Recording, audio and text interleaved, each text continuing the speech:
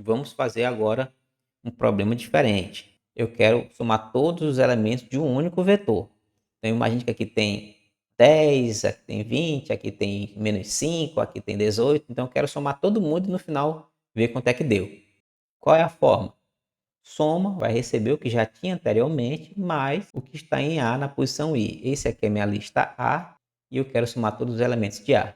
Se usarmos novamente uma thread para cada elemento, novamente a gente vai ter aquele problema lá de perda de desempenho. Eu vou gastar mais tempo criando thread do que fazendo a soma, né?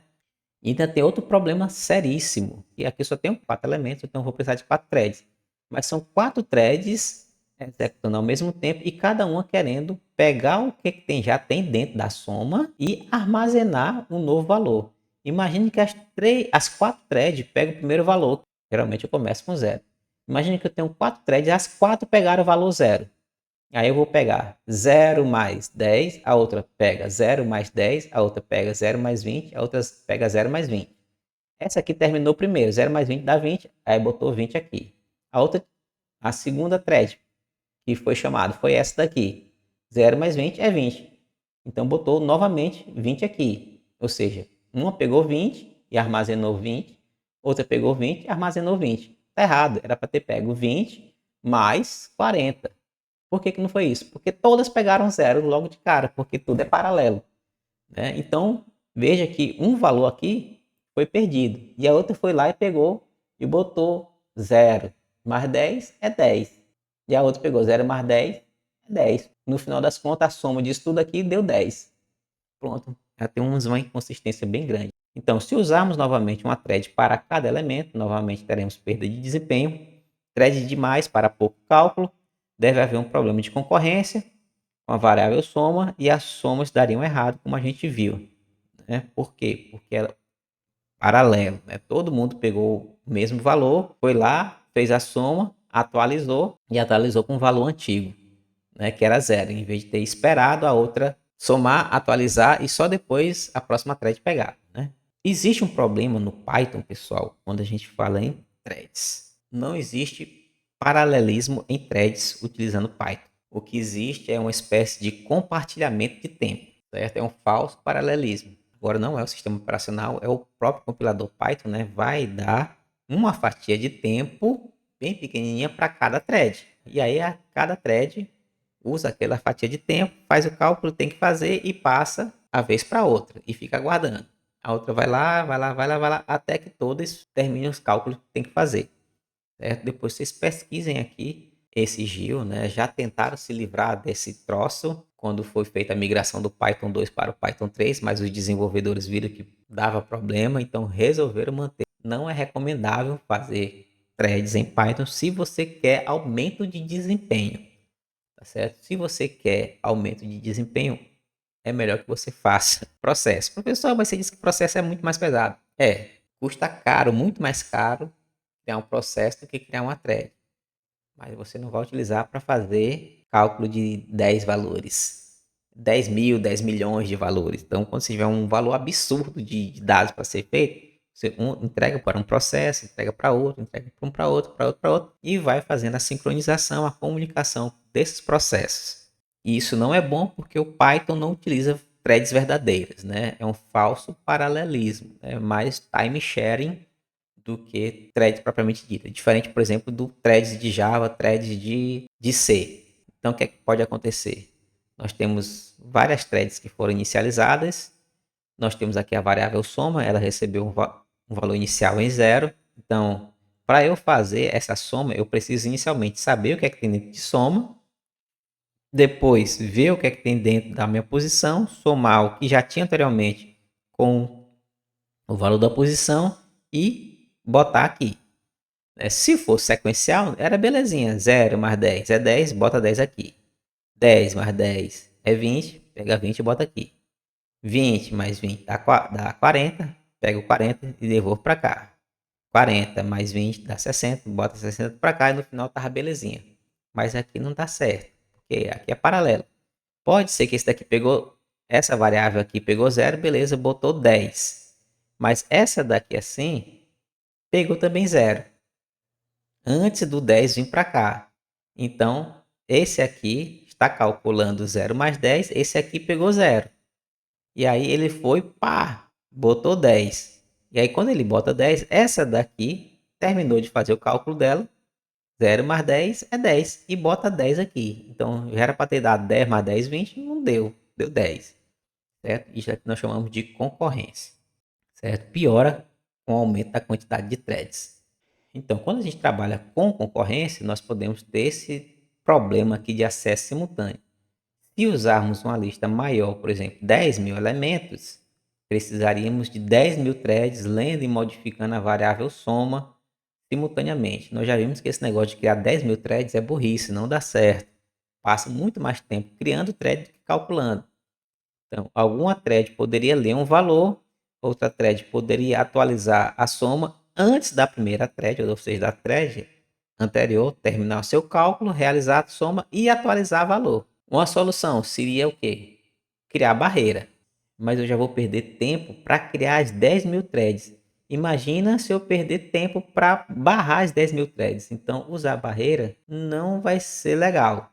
Eu vou perder muito tempo criando e vou perder muito tempo barrando todo mundo. Imagina, para eu fazer um cálculo, eu tenho que parar 9.000 threads, 9.999. Não faz sentido, né? Então, barrar 10.000 threads para só uma poder fazer a soma é inviável. Ou seja, todas as outras threads estariam só ocupando memória sem fazer nada, né? Não faz sentido. Se você quiser, implemente. Já digo que o desempenho vai ser horrível. Uma segunda solução e mais inteligente é a soma parcial. Já que eu tenho 10.000 valores para serem feitos, eu vou criar poucas threads e dar uma faixa de threads, muito parecido com o que a gente fez na solução 3 do problema anterior. Então, cada thread teria uma soma de uma faixa de valores, né? Uma soma parcial, assim como nós fizemos anteriormente. Após o join, soma-se as somas parciais de cada thread. Como assim, professor? Imagine o seguinte, eu tenho 10.000 cálculos e eu tenho 10 threads. Então, cada thread vai ficar responsável por 1.000 números. Então, eu somo os 1.000 e aguardo. A próxima thread, somo os 1.000 dela e aguardo. O próximo, soma os 1.000 dela e aguarda. Ou seja, eu teria 10 somas parciais. E no final das contas, eu vou somar só as 10 somas parciais. E eu somando as 10 somas parciais é como se eu tivesse somado os 10.000 valores. Só que eu fiz tudo de forma paralela. Após o join, soma-se as somas parciais de cada thread. Então, usaremos poucas threads. Não precisaremos de barreira porque os valores são independentes. Se são coisas independentes, eu não vou precisar de uma barreira. Então, nós temos um maior desempenho. Está aqui o nosso segundo problema, a nossa segunda solução, que é a soma parcial. Soma de uma faixa da thread, ou seja, cada thread tem sua faixa e também é baseado no ID da thread. E depois nós temos que fazer as somas parciais. Vamos ao exemplo 6. Então, temos aqui novamente o ID da thread e temos aqui o número de threads. Está aqui ID da thread, número de thread e agora cada thread tem a sua soma parcial que inicia em 0. O que é que seria feito de forma paralela? Eu tenho aqui a tamanho da faixa, novamente a mesma coisa. Eu vou pegar o tamanho do meu vetorzinho. Veja que o meu vetor tem 10.000 números. Então, eu vou pegar esses 10.000 e dividir pela quantidade de threads. Pela quantidade de threads. Quantas threads eu fiz? Fiz 20 threads. Aqui é a soma total. 20 threads. 10.000 valores. A está vazio. E aqui minha lista de threads. Eu vou em A. Eu vou armazenar 10.000 valores 1 para meu ID indo de 0 até 19. O que é que eu vou fazer? Vou criar uma nova thread, armazenar na minha lista de threads, passando o ID e a quantidade de threads, que no caso é 20.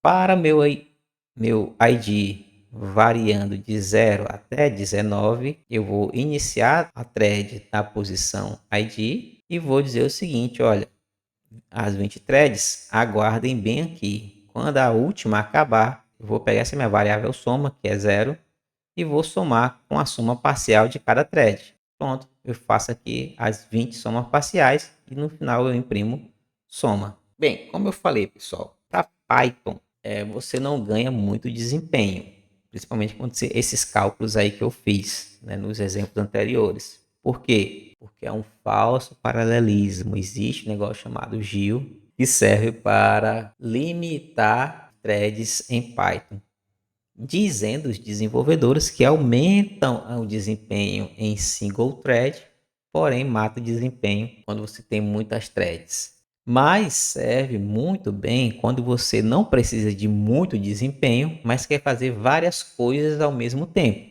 Muitas vezes precisamos de várias ações, dados e cálculos ao mesmo tempo. Por exemplo, gráficos, animações, músicas, informações.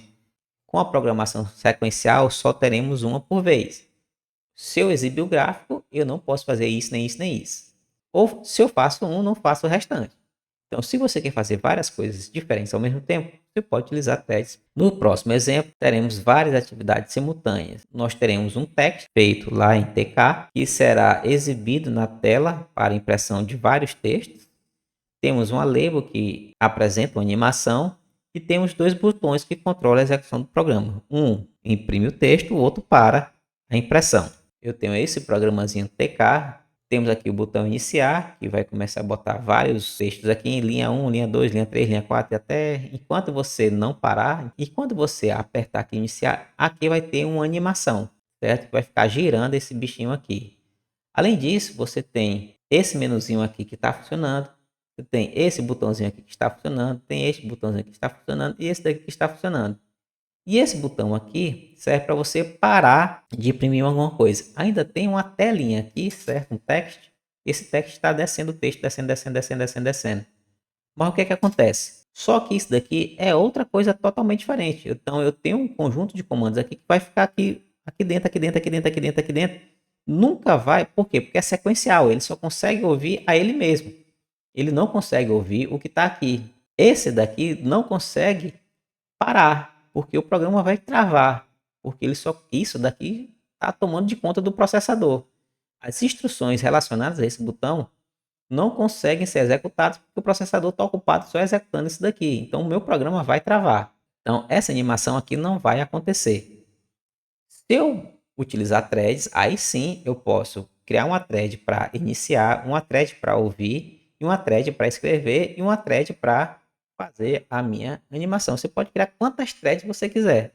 Tarefa sem thread. Ao pressionarmos o botão iniciar, o programa congelará, pois entrará num while está lá relacionado ao botão iniciar, que aguardará o botão parar ser pressionado. Só que o processador estará ocupado imprimindo, imprimindo dentro da text. Então o botão parar nunca será executado, nunca será ouvido.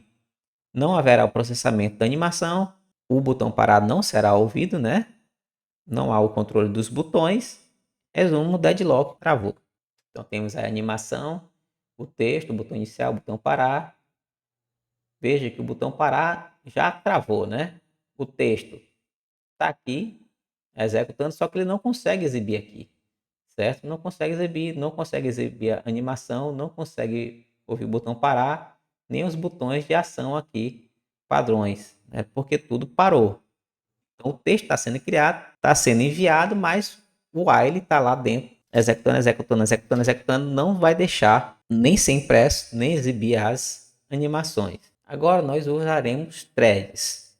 Duas threads. Uma para controlar a impressão, então o texto será exibido, e outra thread para controlar a animação. Então tem a thread main vai se dedicar aos botões, vai ter uma thread que vai imprimir e outra thread que vai controlar a animaçãozinha lá em cima. Então nesse caso os botões estarão disponíveis, por quê? Porque a thread main que controla os botões, a threadman não vai se preocupar em gerar texto, não vai se preocupar com while, né? Só vai se preocupar em ouvir as ações. Neste caso, nós não teremos o deadlock. Então, não vou exibir o código, certo, pessoal? Tem mais de 200 linhas.